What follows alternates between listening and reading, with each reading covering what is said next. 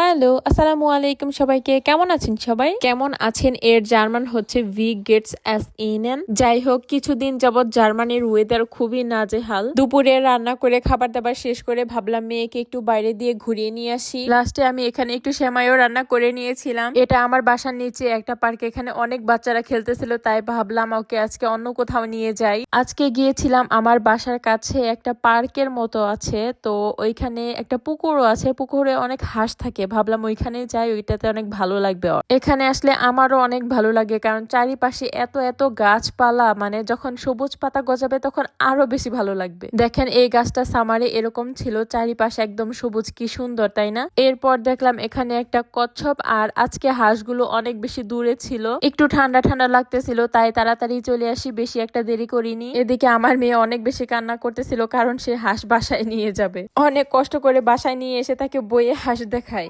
আজকে এই পর্যন্তই, বাই।